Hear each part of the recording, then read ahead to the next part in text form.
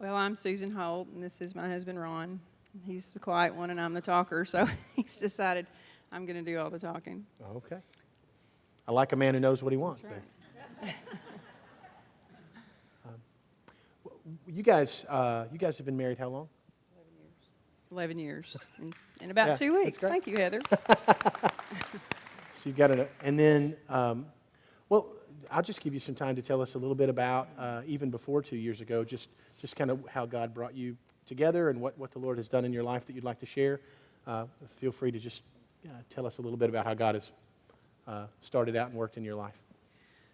Well, we'd both been divorced, and that's never fun. If you've been through it, you know what it's like, and that's not God-honoring for sure. And so we'd both been through some pretty tough times, and I had about decided that I was done with dating. I was going to focus on my two older daughters, and his cousin is married to my cousin, and she asked me could she give him my phone number, and I said no, I'm done with that. I don't want to do that anymore.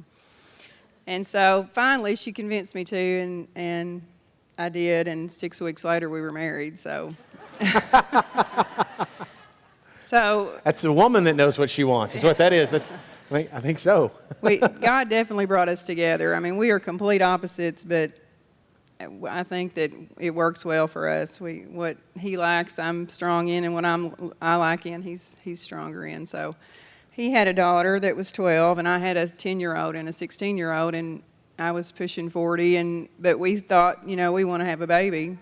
So we tried for a couple of years, had a lot of miscarriages, and just decided, no, this is probably not a good idea at our age. So, and then about a year after that, we found out we were expecting twins, and that was another big shocker.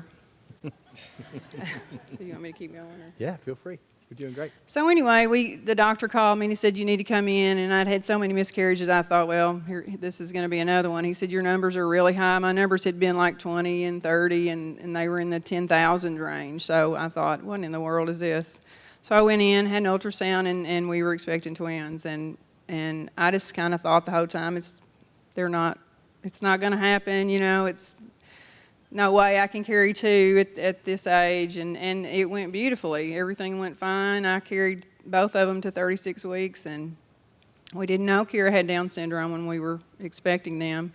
We kind of knew from looking at ultrasound that something was a little different with her, but we just kind of put that aside. It wouldn't have mattered anyway if we'd found out before that she did have it. So they were born, and I remember I had a cesarean, and I just was laying in recovery thinking, how in the world can God bless me in this way after, a divorce and many other things I won't go into that I did so wrong and so badly at, and He did, and I was just praising God and just so grateful that I had a chance at a new marriage and two beautiful girls. And so anyway, then the pediatrician comes in and tells us that he thinks Keira has Down syndrome. And then it was like, oh, well, okay. So then you go through all that. I'd never been around a child, even though I'm a teacher, with Down syndrome, and didn't really know what to expect. I worried about, would the family accept her, and just crazy things you think about. And then the minute they flew her to Kosare, Ron and Keira went to Kosare, and Cameron and I stayed in Paducah, and so I didn't get to see her for 3 or 4 days, but when I did, all that was gone. And many of you know her, and she just emitted joy and love. And I could have the worst day ever, and Ron too, and that child would just take it all away completely. Not to diminish Cameron at all, but they were complete opposites too. She was our firecracker, and Keira was the one who just, would come and pet you on the leg and tell you she loved you, and cuddle and kissing and all that kind of stuff. She was just a wonderful, loving child. And so, of course, at our age, it was hard to have twins, and I worked full-time, and he did too. But that's probably the happiest I think I've ever been in my life. And I kind of skipped the part about us being saved. It's okay. They got saved. Yes, at some point.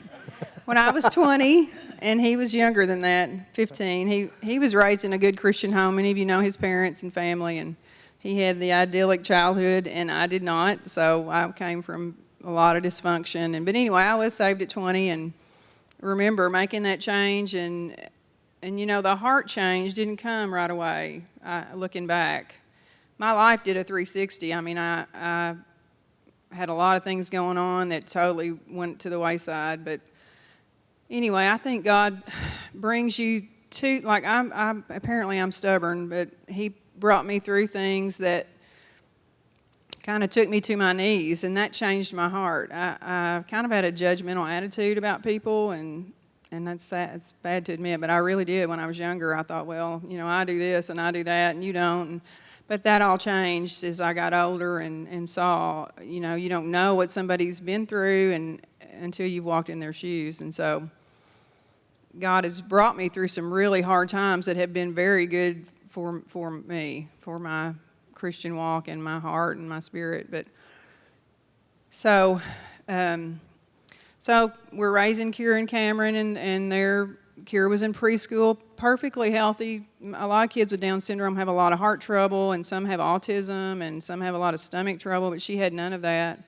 She was perfectly healthy, and when she was born, there's a duct that closes. Debbie, you probably know more about this than me, but when people are born, there's a duct that closes so that you can breathe oxygen, and hers didn't close completely, but it was nothing. A lot of people have them, and they don't even know they have them, but when she was almost 3, they went in and closed that through her leg, and no trouble whatsoever, and so she's perfectly healthy. But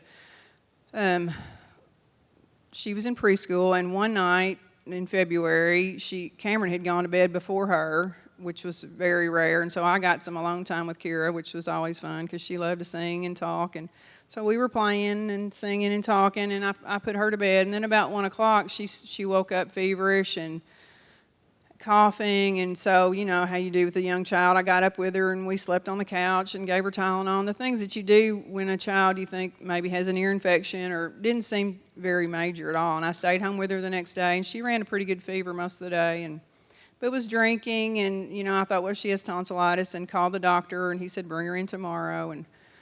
And Ron got home, and even his parents came over that night, and they played with her and talked to her, and she was sick, but it didn't seem, alarming or life-threatening to me at that time. So we went to bed that night, and she got up just, fitful and couldn't sleep. And so we got her up and decided we'd take her to the emergency room, and we're headed almost to the south side of Paducah. And I remember hearing her take about 3 long breaths, because you could hear her breathe. She had really big tonsils, and then Cameron said, Mama, Keira quit. And I thought, and so I turned around, and she had quit breathing. And so Ron pulled over, and we get out, and we're doing CPR and calling 911. And he worked a while on her, and I did too. And then the paramedics came, and we just got out of the way, and so that they could maybe, do what they needed to do to her. And got in the car, and I'm calling people I know from this church that would pray, and I just was, just screaming out to God not to take her, and, I almost lost it. I mean, it was, and then all of a sudden, here's Cameron in the car witnessing this whole event. It wasn't a calm. I don't really know how to explain it. It wasn't a peace. It wasn't a calm, but it was just like God shook me and said, get it together. I've got this under control. And I knew she was gone. I already knew she was gone. But, in the back of my mind, I had the hope that they could, shock her heart back or something and get her back. But it's just like God shook me and said, you have Cameron here, and you've got to hold it together. So we go to the hospital, and, of course, they couldn't revive her. And it was just, just the shock. And the things that people tell you about losing a child are all true. It's like Ron and I have our lives up to that point, and now the life after that, because everything is affected by the loss of her. And if you've lost a child, I'm sure you feel the same way, or anybody that's close to you. But a child is just like, it just seems so much harder, because I know she's in heaven. I know she's there, and that is the wonderful thing about being a Christian. Without that hope, I could not imagine living life with your child gone. But I know she's there, and when I think about heaven, Stephen Curtis Chapman has a song, he's lost a child too, that says, heaven is the face of his little girl. That's what I see when I think about heaven. But even though you have that peace and that reassurance, it doesn't make things any easier. You know, it's still hard. But God doesn't promise us, you know, just a picture-perfect life, even though, you know, I have Cameron, and I'm so grateful for her, and we have 3 older girls, and Ron and our marriage is as strong as ever, and I don't know what I would do without him. But, you know, they're twins, and they share a birthday, and so you've got to put on a happy face and have a birthday, and then try to find a way to honor her, too, in the same process, and it's just difficult. But this church and Christian friends were, you know, I don't know that we would have made it. This seems like a trivial thing, but Mickey Teitloff got people in the church to donate, like they gave us 3 baskets full of gifts, and we opened a gift every day for like 6 weeks, I think. And the person that gave us the gift of that day was praying for us, and we totally felt it. We felt the prayers so much, and I know we wouldn't have made it through without the help and support of our friends and church family.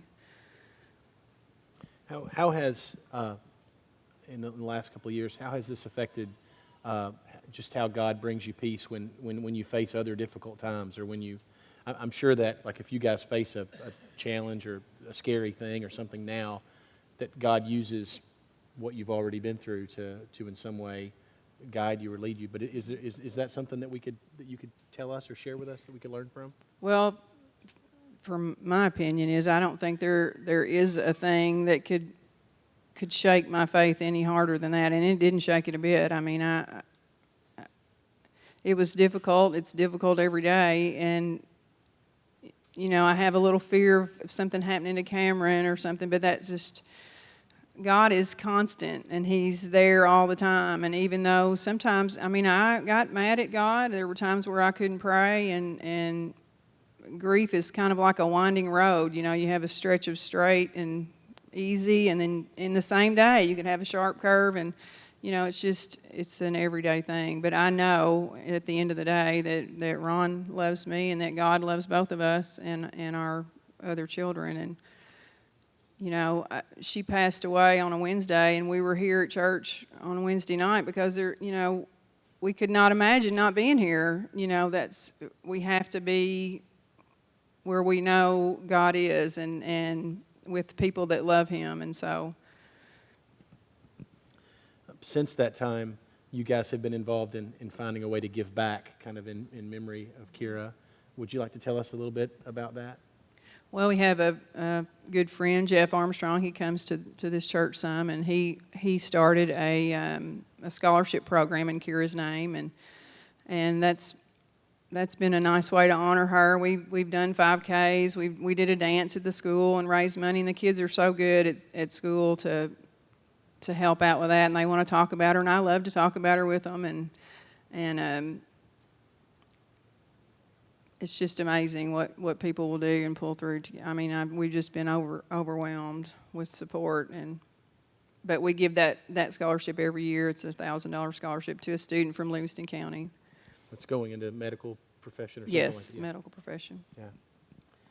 Well, you guys, listen, we love you so much, and there's not a person in the room, especially those close to you, that hasn't wondered the best way to approach this topic with you, or the best way to show you how much they care, or to tell you when they think of something that happened with Keira. For those of you who may not have been here at that time, when I came around, Keira was, I think you guys would, similar, like everybody's little girl. Like she just, like there was no telling whose lap she was going to be in, you know, I mean, from one week to the next. And so, not in any way in the same way that you guys experience it, but I think many people just felt like they lost her.